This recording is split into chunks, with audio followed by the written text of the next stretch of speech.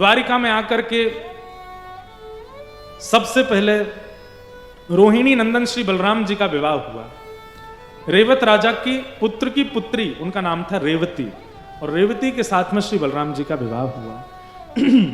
भगवान के विवाह का प्रस्ताव हुआ। नारद जी महाराज ने कौंडन्यपुर के राजा की पुत्री रुक्मणी जी के बारे में ठाकुर जी को बताया। भगवान बोले पहले उनको कथाएं सुना करके हमारे रूप का आस्वादन कराओ। नारद जी ने इतने वक्ता भेजे, इतने वक्ता, भागवत जी में वर्णन है कि कौंडन्यपुर में कोई वक्ता आ जाते थे तो भीष्मक राजा अपने घर में व्यास आसन लगा के उनसे कथा सुनते थे। तो नारद जी ने अनेक वक्ताओं को कह दिया कि भाई साल के हर महीना एक वक्ता जाना चाहिए, और ना तो ज्ञान की चर्चा करेंगे कथा में, ना वैराग्य की, केवल कृष्ण की चर्चा करनी है, क्योंकि रुक्मणी जी सबसे आगे बैठ के सुनती हैं कथा।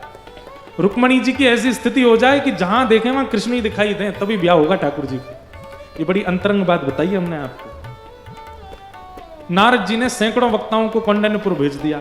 अब सब वक्ता जाते हैं और जा जा करके ठाकुर जी की लीला सुनाते हैं। रुक्मणी जी सामने बैठ करके पहली कथा सुनी, अच्छा है, कृष्ण के रूप का वर्णन कर रहे थे।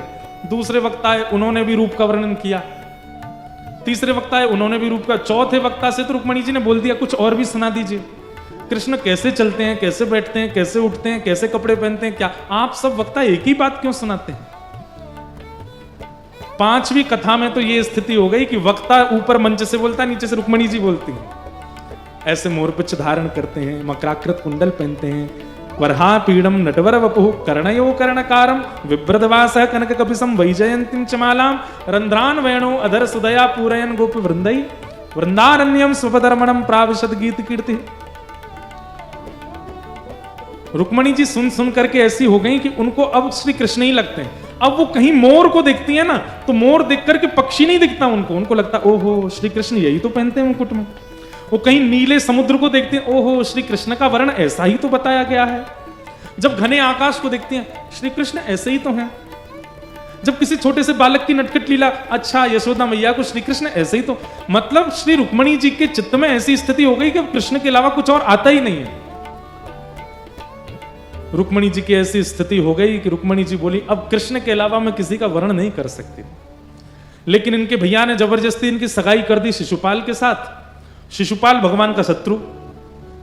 रुक्मणी जी ने भगवान को पत्र लिखा, और पत्र में क्या लिख करके कहती है, श्रुत्वा गुणान भुवन सुंदर शृण्वतां ते निर्विश्य कर्ण विवरै हरतोंग तापम। हे मेरे नाथ, मैंने आपको कभी देखा नहीं, केवल आपको सुना है। रूपम दृशाम दृशिमताम अखिलार्थ लाभम त्वय्यच्युता विशति चित्रम पत्रपम में। मैंने आपको कभी देखा नहीं है, केवल आपको सुना है, और सुनकर के ही मैं आपके रूप को पहचान गई हूं, आपके स्वभाव को पहचान गई हूं, और मैं आपको अपने पति रूप में वर्ण कर चुकी हूं। पत्र लिखते लिखते रुक्मणी जी ने पत्र में यह भी अंकित कर दिया कि मैं लक्ष्मी हूं और आप नारायण हो। लक्ष्मी सिवाय नारायण की किसी और की दासी नहीं हो सकती, कृपा करके लक्ष्मी को स्वीकार करो। एक सुदेव नाम के ब्राह्मण के द्वारा रुक्मणी जी ने पत्र द्वारिका भिजवाया। भगवान सुबह सुबह ध्यान में बैठे थे, जैसे ही सुदेव ब्राह्मण आए, भगवान के चरणों में पत्र रखा। ठाकुर जी बोले क्या लाए हैं? बोले कि कौंडन्यपुर के राजा भीष्मक की पुत्री रुक्मणी जी का पत्र है। ठाकुर जी बोले पढ़ के सुनाओ। सुदेव ब्राह्मण बोले आपका निजी पत्र है, आप ही पढ़ लो। भगवान बोले हमारी कोई भी लीला निजी नहीं है, कथा वक्ता मंच से सब सुना देते हैं, हमारी कोई प्राइवेसी नहीं है, इसलिए बोल दो क्या लिखा है पत्र में, सुनाओ। सुदेव ब्राह्मण ने कहते हैं जैसे ही पहला श्लोक बोला, श्रुत्वा गुणान भुवन सुंदर शृण्वतां ते निर्विश्य कर्ण विवरै हरतोंग तापम, इतने में तो ठाकुर जी अपने आसन से खड़े हो गए। चलो रथ में बैठो। सुदेव ब्राह्मण बोला भगवान पहले पूरा पत्र तो सुन लीजिए, आगे क्या लिखा है। ठाकुर जी बोले रास्ते में सुनाते रहना। बोले अरे जान ना पहचान, आप सीधे ब्याह करने जा रहे हो, मुझसे पूछ तो लीजिए लड़की है कैसी, उसका रूप कैसा, नाक कैसी, आंख कैसी, कान कैसे, पिताजी कैसे। भगवान बोले देखो हमें अपनी गृहिणी में जो गुण चाहिए वो पहले श्लोक में ही लिखा है। क्या? उसको हमारी कथा से प्रीति होनी चाहिए, हमारी कथा से प्रेम यदि उसके अंदर है तो वो रूपवान भी होगी, वो गुणवान भी होगी, वो सेवावान भी होगी, उसके अंदर सारे गुण होंगे अगर कथा के प्रति रुचि है तो। और रुक्मणी ने अपने श्लोक अपने पत्र में पहले लिख दिया, श्रुत्वा गुणान भुवन सुंदर शृण्वताम ते। इसलिए बाकी के गुण सब गौड़ हो गए हैं, सब सामान्य हो गए हैं, ये गुण सर्वोपरि है, हम उसको स्वीकार करने के लिए तैयार हैं। सोचो, इतनी सारी रुक्मणी बैठे हैं यहां पर, पुरुष भी सब रुक्मणी है, मैं भी रुक्मणी हूं, पर हमें अभी तक स्वीकार क्यों नहीं किया है? क्योंकि कथा श्रवण के प्रति वैसी रुचि बनी नहीं है जैसी रुक्मणी जी की बन गई है। श्रवणम कीर्तनम विष्णु स्मरणम पाद सेवनम अर्चनम वंदनम दास्यम सख्य आत्मनिवेदनम। नवदा भक्ति में सबसे पहली भक्ति का नाम श्रवण भक्ति है। अगर किसी का श्रवण उचित नहीं है तो बाकी की भक्तियां उसकी कहीं ना कहीं अपराध करती हैं, इसलिए श्रवण भक्ति प्रधान। और भगवान रथ पर बैठ करके बिना घर में किसी को बताए सीधे पहुंच गए कौंडन्यपुर। रुक्मणी जी देवी पूजा के लिए गई थी और वहीं से ही रुक्मणी जी का अपहरण करके ठाकुर जी उनको द्वारिका ले आए। अच्छा, अपहरण ठाकुर जी ने अपने मन से नहीं किया, रुक्मणी जी ने लिखा है कि मेरा अपहरण कीजिएगा। क्यों?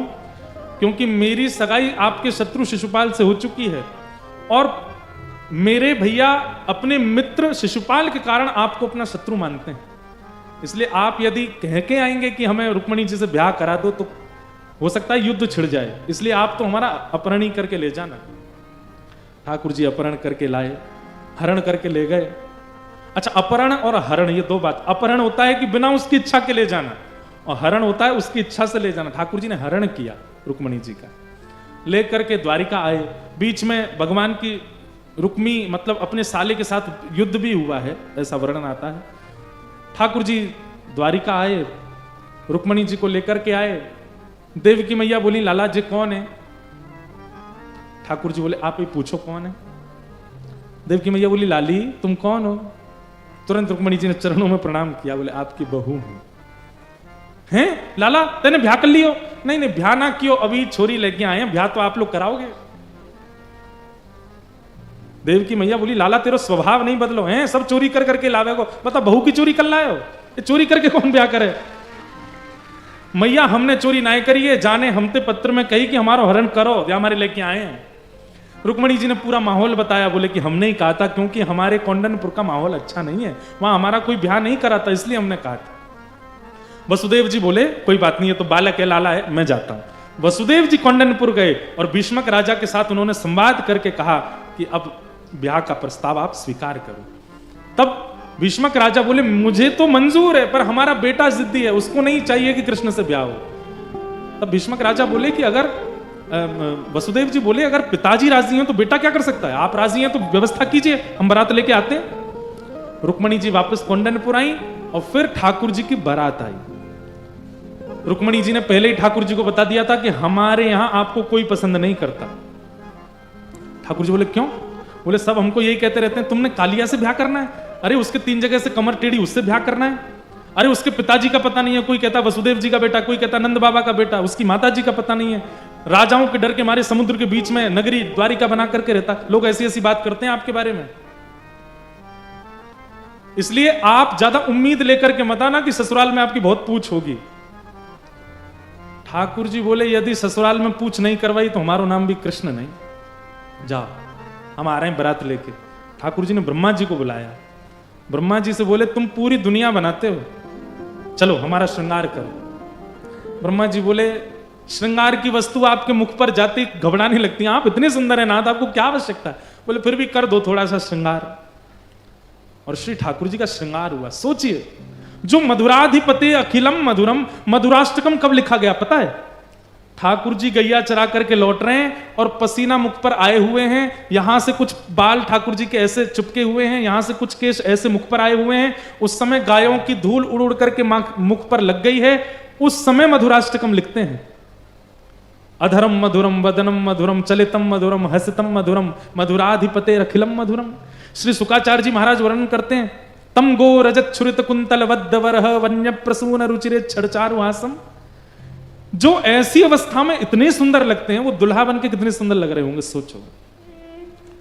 गैया की रज मुख पर लगी है तब तो गोपियां बेहोश हो जाती हैं इनको देख करके, ये जब दुल्हा बन के आए होंगे तो इन्हें क्या किया होगा।